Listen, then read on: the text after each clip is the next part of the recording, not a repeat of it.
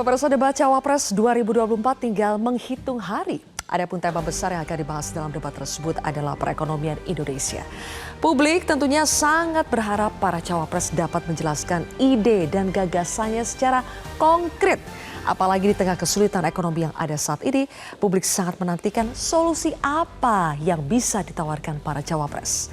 Inilah yang akan kami sajikan dalam editorial malam hari ini, menunggu debat penuh manfaat. Bersama saya, Zilvia Iskandar.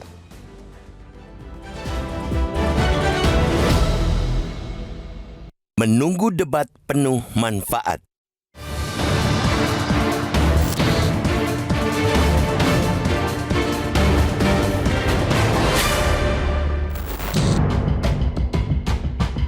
Setelah berhasil menyelenggarakan debat perdana, Komisi Pemilihan Umum atau KPU kembali menggelar debat kedua Capres-Cawapres yang bakal bertarung pada Pilpres 2024. Debat kedua dari rencananya 5 kali perhelatan ini dilangsungkan pada Jumat 22 Desember mendatang. Sesuai jadwal, debat kali ini bakal menghadirkan para cawapres dari ketiga pasangan yang bakal bertarung. Adapun topik yang bakal menjadi tema debat yaitu ekonomi atau ekonomi kerakyatan dan ekonomi digital, keuangan, investasi pajak, perdagangan, pengelolaan APBN, APBD, infrastruktur, dan perkotaan. Dengan persoalan ekonomi yang kini sedang dihadapi masyarakat, publik tentu menginginkan bagaimana cawapres sebagai bagian dari capres bisa menjelaskan rasionalitas dari tawaran mereka untuk menyelamatkan ekonomi negara ini. Bukan sekadar berjanji memberi tawaran makan dan minum gratis atau meningkatkan pendapatan per kapita setinggi langit, tapi tidak jelas bagaimana cara mewujudkannya. Masyarakat ingin mendapatkan pencerahan bagaimana ketika terpilih, para pemimpin negara ini bisa mewujudkan pertumbuhan ekonomi hingga 7% di tengah situasi perekonomian dunia yang tidak baik-baik saja. Atau bagaimana mendatangkan investor di sektor manufaktur, baik lokal maupun asing, di tengah investasi di sejumlah sektor industri yang masih lesu, bahkan ada yang tutup total. Masyarakat tentu sangat berharap pemerintah mendatang bisa membuat arah kebijakan yang mampu menyelesaikan masalah lemahnya struktur ekonomi yang diwariskan era saat ini. Apalagi saat ini kita tengah menghadapi persoalan arah pembangunan infrastruktur yang belum sejalan dengan industrialisasi dan penurunan biaya logistik. Karena itu, calon pemilih tentunya ingin pemerintah mendatang bisa secara konkret mendorong sumber ekonomi baru yang lebih berkualitas dengan tetap menyempitkan angka ketimpangan dan mengurangi jumlah masyarakat rentan. Jika berkaca pada pelaksanaan debat perdana, publik atau calon pemilih tentu berharap para cawapres secara gamblang bisa menunjukkan kualitas mereka dalam berargumentasi menjawab pertanyaan dari panelis ataupun menyanggah pernyataan kandidat lainnya. Bukan hanya menunjukkan gestur tubuh dan mimik meledek untuk sekadar lari dari substansi pertanyaan. Apalagi kemudian sampai mengeluarkan pernyataan yang biasa digunakan sebagai umpatan setelah tidak mampu berargumen atau berkelit dari serangan ketika debat sedang dilakukan. Debat kedua ini sekaligus sebagai ajang pembuktian apakah seorang cawapres layak mendampingi presiden apabila nantinya terpilih atau hanya ban serep dan manut saja apa kata elit yang mengusungnya. Dengan begitu, para calon pemilih termasuk yang belum menentukan pilihan mereka atau undecided voters pun bisa tahu siapa yang bakal mereka pilih untuk menghindari negara ini dari keterpurukan. Publik kini mulai merasakan manfaat debat. Jangan sampai atmosfer positif ini dikotori oleh inflasi gimmick, tapi defisit kualitas. Pemilih kini sudah tahu itu semua.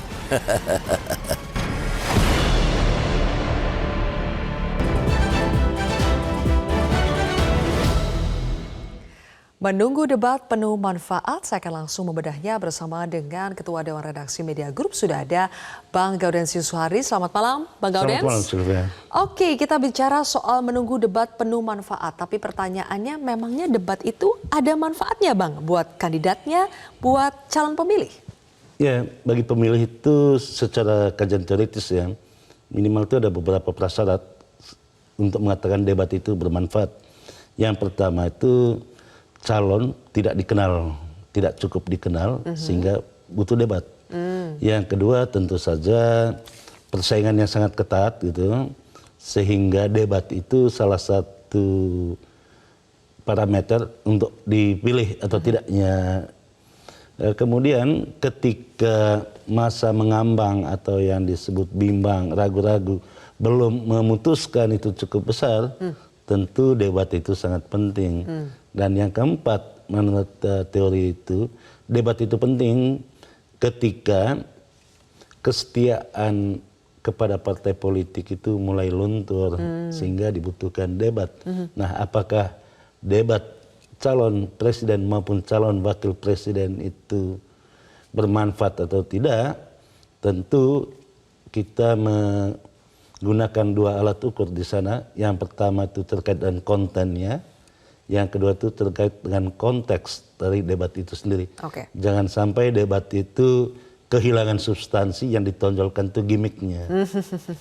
Kalau berkaca dari debat yang pertama, Bang Gaudens melihat mulai terlihat manfaat dari debat yang pertama untuk para kandidat terutama?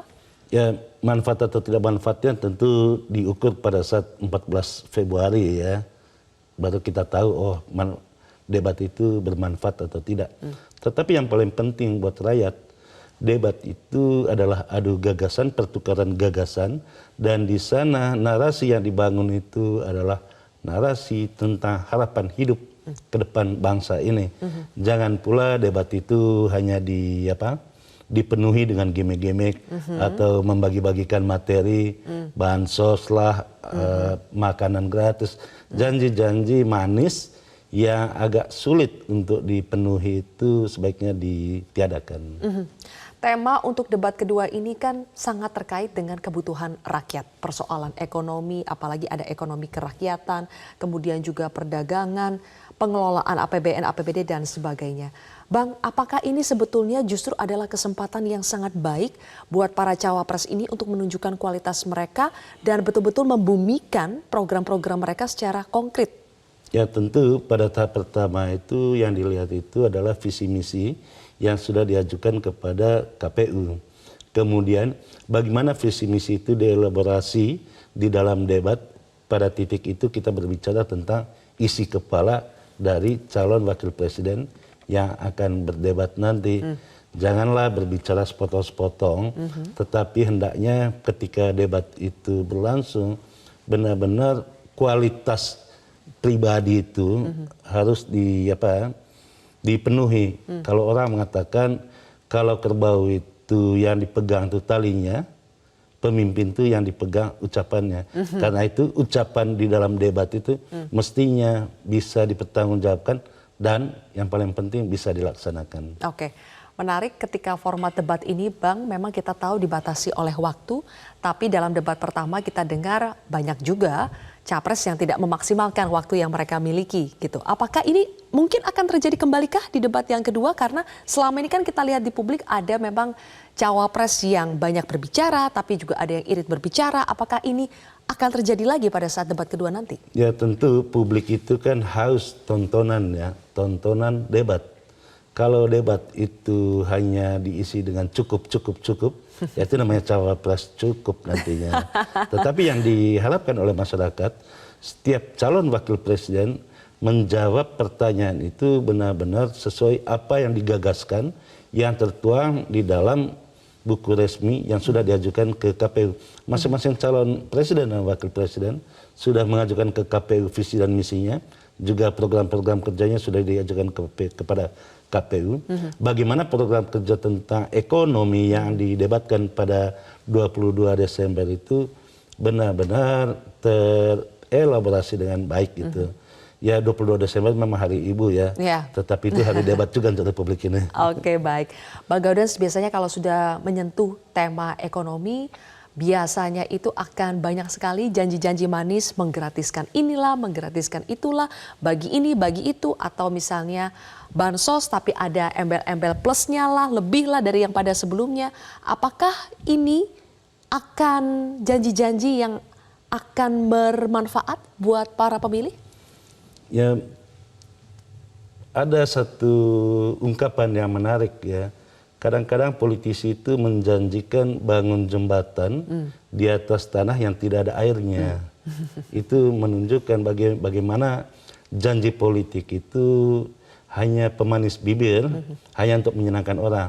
Tetapi kita katakan di dalam debat calon wakil presiden, karena yang diuji itu gagasan, janganlah memberikan janji-janji manis kepada masyarakat yang sulit untuk dipenuhi. Jadi apakah ketika kita bicara soal 50% lebih nanti pemilih nanti adalah kaum milenial, kaum Gen Z, pemilih muda, apakah gagasan yang mungkin sebelumnya bisa laku dijual untuk pemilih yang demografinya itu lebih tua, bisa dijual dengan banyak harapan-harapan, janji-janji manis, tapi kalau untuk pemilih muda apakah itu mempan Bang yang seperti itu? Ya menurut saya sih mempan ya. Mengapa? Bangsa ini dibangun atas gagasan. Bagaimana Bung Karno dan Bung Hatta menggagas tentang republik yang mau dimerdekakan. Itu kan gagasannya. Kemudian diwujudkan. Demikian juga misalnya bagaimana calon wakil presiden akan menggagas tema-tema ekonomi yang nanti akan diwujudkan. Jangan lupa tujuan akhir dari seluruh debat itu adalah menuaikan janji-janji kemerdekaan, masyarakat adil dan makmur. Kalau seluruh perdebatan itu tidak menuju kepada pencapaian masyarakat adil dan makmur, saya kira debat itu gagal gitu. Iya, dan mudah-mudahan debat itu betul-betul bisa menyentuh substansi yang diinginkan oleh masyarakat, apa yang betul-betul menjadi kebutuhan masyarakat saat ini. Nanti kita akan lanjutkan lagi. Bang Gaudens, kita jeda sejenak, pemirsa. Editorial Malam akan kembali sesaat lagi.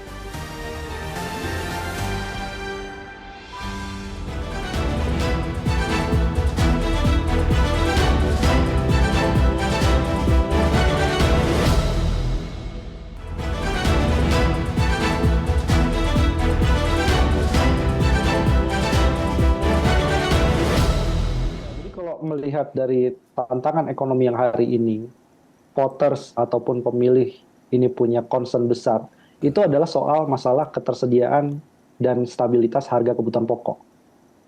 Kemudian juga masalah lapangan kerja. Ya, dan juga masalah soal pemberantasan korupsi itu sebenarnya juga masalah yang mengganggu ekonomi. Dan masalah soal industrialisasi. Nah, digital ini yang kita pengen dengar sebenarnya dari para Wapres itu ada nggak kaitannya digital ini mampu menstabilkan harga-harga kebutuhan pokok? Mampu nggak digital ini menciptakan lapangan kerja yang berkualitas? Nah, jadi kita pengen mendengar nih gimana tiga-tiganya, ada yang membela diri, ada yang kemudian mulai melakukan kritik, itu melihat fenomena lapangan kerja itu banyak sekarang di sektor digital, tapi kualitasnya jelek sekali kan, gitu ya. Ada driver ojol yang nggak pasti, dia juga bukan pekerja, dia hanya kemitraan. Jadi semakin besar kue digital kita, arahnya makin tidak berkualitas dari sisi lapangan pekerjaannya.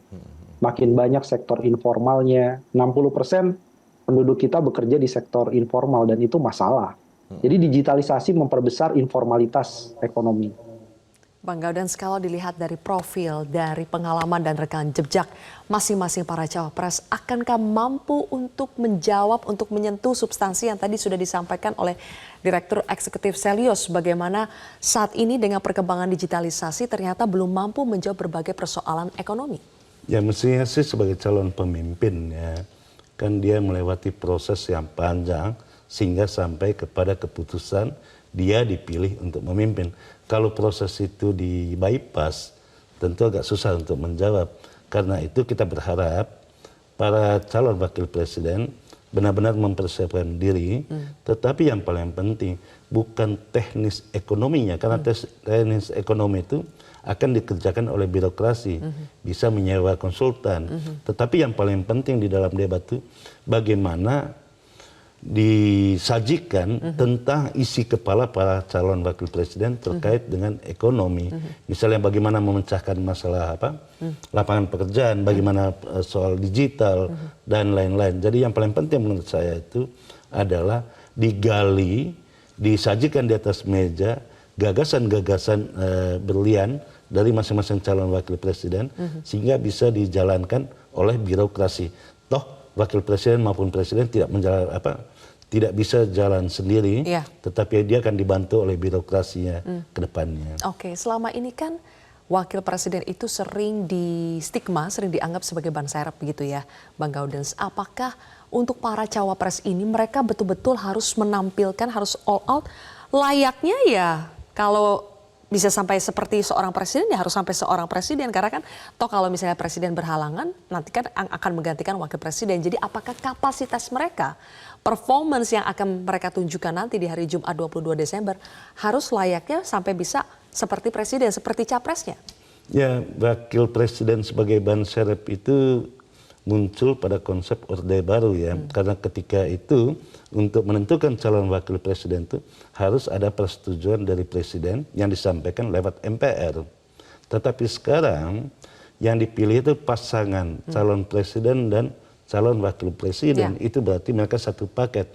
Bahwa di dalam teknis pemerintahan sesuai dengan Undang-Undang 45, wakil presiden itu berposisi atau mengambil posisi sebagai pembantu presiden. Walaupun sama-sama pembantu dengan menteri, tetapi wakil presiden itu di dalam konstitusi disebut pembantu. Sialnya pembantu yang disebut wakil presiden itu tidak ada keputusan wakil presiden di dalam konstitusi. Kalau menteri kan walaupun dia pembantu ada keputusan menteri. Betul. Karena itu posisi penting wakil presiden ketika presiden itu berhalangan tetap. Karena itu mestinya kecerdasan calon presiden dan calon wakil presiden mestinya sama gitu ya. Ya harus cerdas secara intelektual, yang tidak kalah penting itu cerdas secara emosional. Jangan memperlihatkan emosi di hadapan publik, apalagi bersorak-sorak di depan publik gitu. Oke, terkait dengan kematangan emosi dari seorang calon wakil presiden, apakah debat ini juga Bang Gaudens mau bagaimanapun berusaha untuk dibentuk citranya, dibentuk karakternya, tapi apakah memang forum seperti debat ini sangat bisa memperlihatkan kualitas tidak hanya kapasitas otaknya, intelijensinya, tapi juga emosionalnya? Ya, debat itu kan forum yang terbaik untuk memperlihatkan sejatinya tentang diri seorang calon presiden maupun calon wakil presiden. Dia tidak dibuat-buat gitu, tidak dibentuk atau jawabannya itu tidak dibentuk oleh konsultan politiknya misalnya, tetapi benar-benar yang keluar dari mulutnya itu apa yang dia pikirkan, dan rakyat itu membutuhkan kejenuinan dari calon wakil presiden yang akan datang. Kita menantikan debat yang penuh manfaat nanti di tanggal 22 Desember hari Jumat nanti, tapi juga banyak yang sudah berekspektasi apakah debat ini bisa menghadirkan kejutan. Karena selama ini ada kandidat yang dirasa kurang banyak tampil di publik, tapi apakah bisa membuat kejutan atau jangan-jangan yang sudah sering tampil di publik pun tidak luput dari kesalahan. Nanti kita akan bahas lebih jauh pemirsa, usai jeda.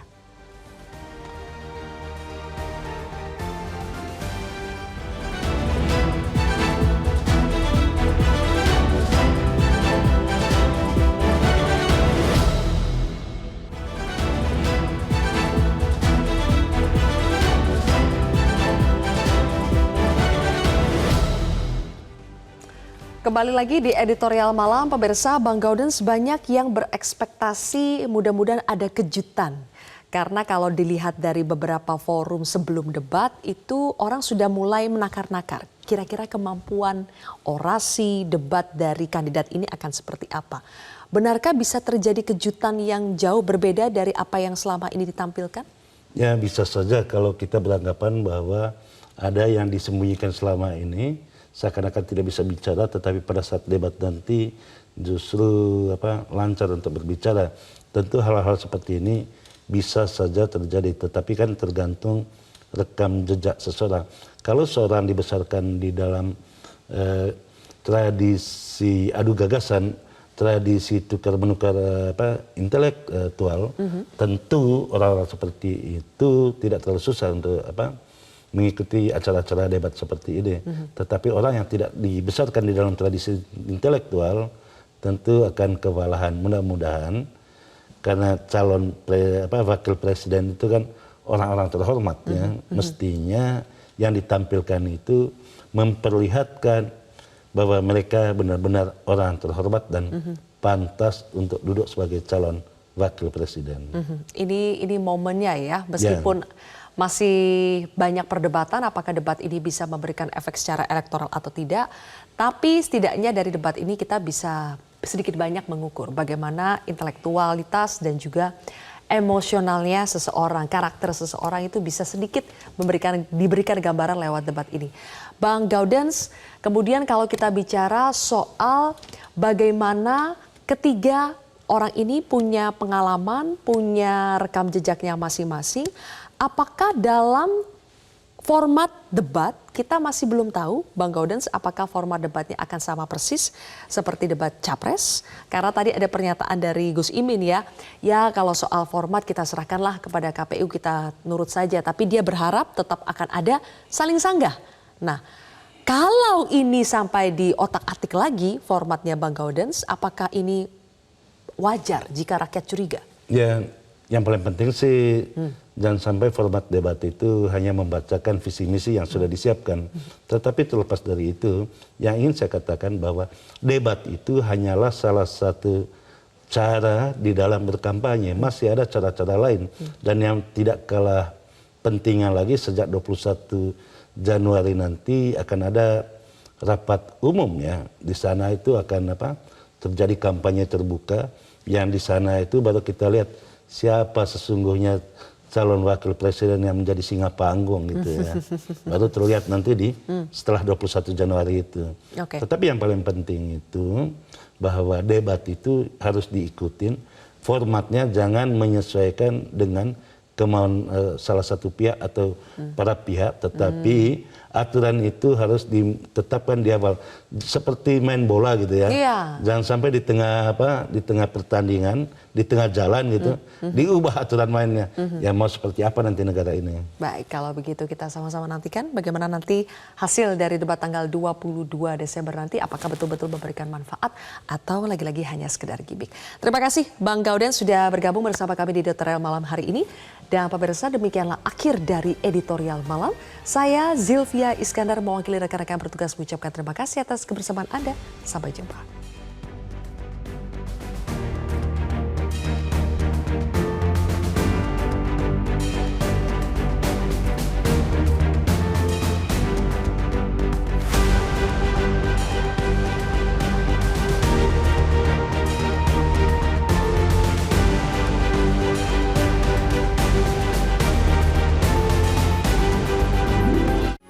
Metro TV.